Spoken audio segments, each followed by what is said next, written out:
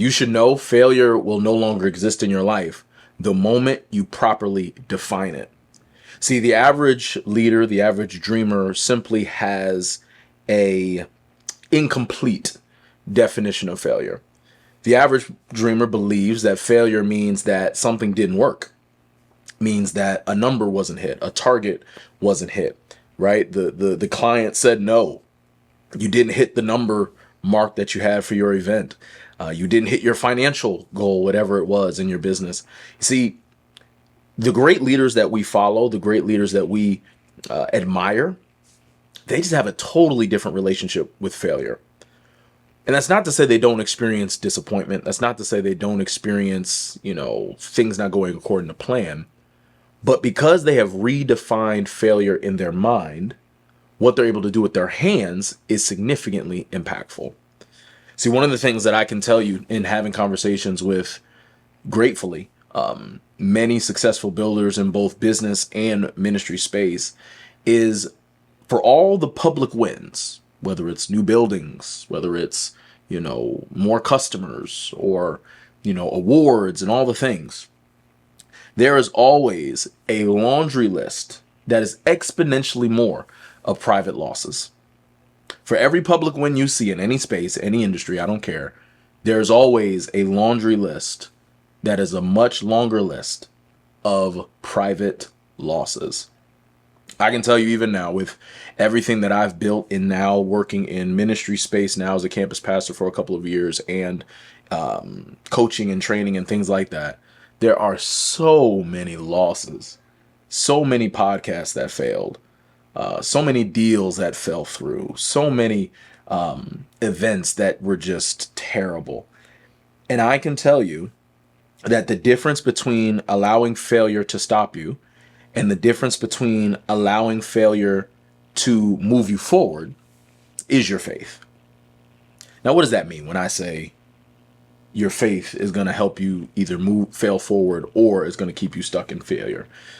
You see, if we understand that what we're building is actually an assignment from God, if we actually believe that it's aligned with our calling, then we're not going to allow something not going according to plan stop us, because we recognize who we've been called by. And for many of us, we have to recognize that if my relationship with failure is stopping me from executing, if my relationship with failure is causing me to doubt myself, if my relationship with failure is causing me to drag my feet, then you're not really at a place of faith that you should be. Now, that doesn't make it a bad thing. So I'm not saying that to make you feel down on yourself. But what I am saying this to you for is to wake you up. I'm saying this to wake you up so that way we can properly redefine failure together. You see, when you redefine failure and you have had enough conversations and you observe enough people who operate despite fear, who operate despite failing, you come to learn that failure is actually a gift. You come to learn that failure actually gives you information. You see, in business, in building things, in ministry, we seem to think and we seem to be attracted to the one-hit wonders, the overnight successes. But the truth is, the real value, the real winners in any space that you're in, the real winner always goes to the person who endures. The real win always goes to the person that says, I'm going to get up one more time and go for it. The person who wins always has what I call a strategic stubbornness. A strategic stubbornness that simply says, no matter how this goes, I'm going to keep it moving. No matter what the outcome of this is, whether it meets my expectations or it falls short of my expectations, I am going to keep it moving because I know, based upon my faith and my call, I'm in the right lane.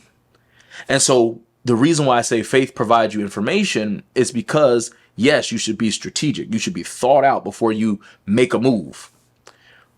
But when you understand that faith, or I should say failure, gives you information, you simply should use that information that you gain from the failure and then apply it to your next attempt.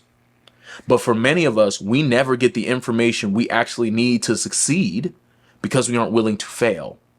And if you're unwilling to fail, you're just going to stay right where you are. You see, God called you to build a business, and because you think you are going to fail, you haven't even thought of a name yet. God called you to start a ministry. God called you to step into leadership in a ministry, whatever the case is. God called you.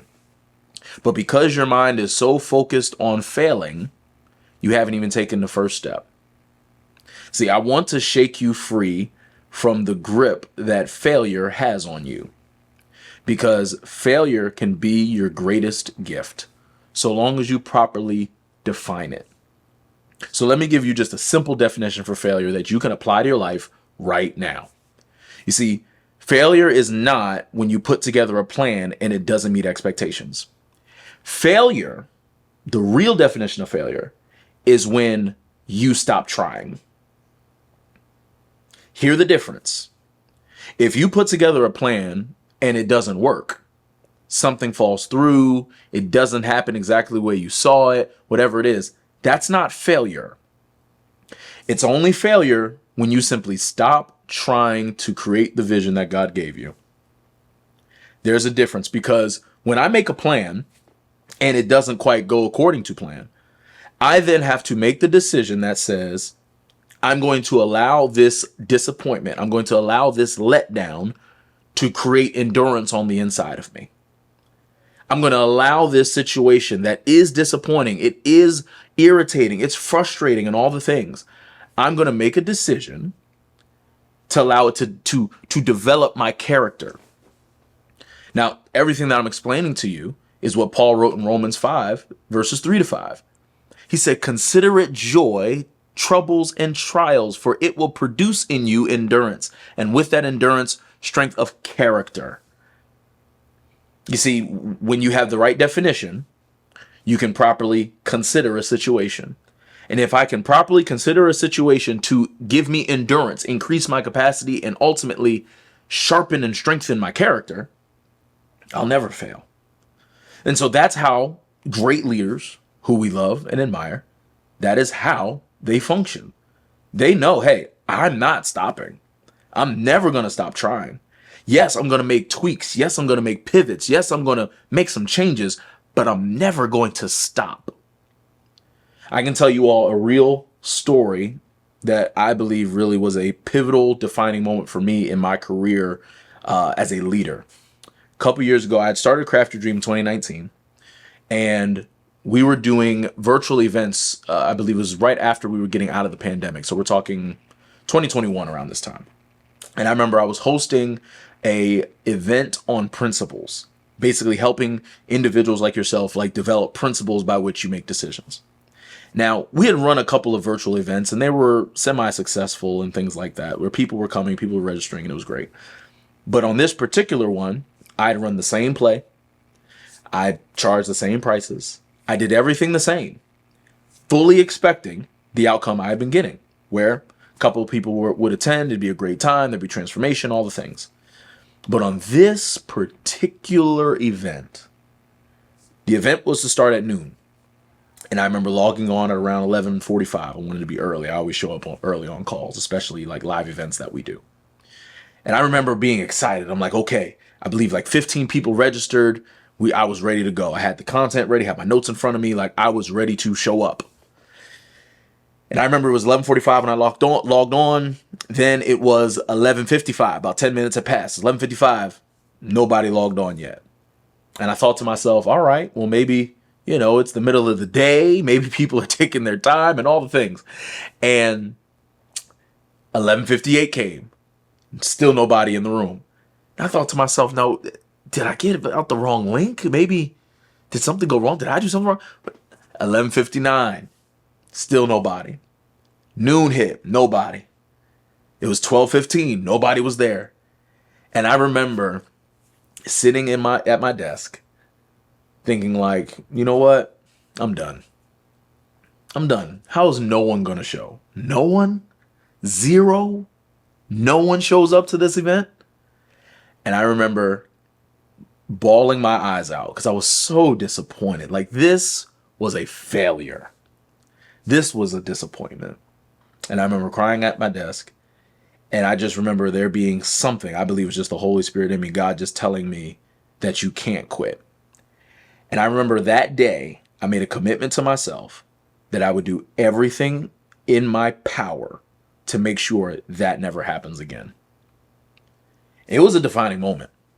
I had every reason and I had all evidence to justify me quitting, to justify me stop walking in my calling by way of what I do in marketplace. It had every reason. But if it was not for that decision that day, I would not be in front of you now. The hundreds of people that we've helped in the organization since that point would never have been helped. The businesses that have been started would never have been started. The clarity surrounding purpose that we help people with would not have happened. If I had not made that decision, none of this would be.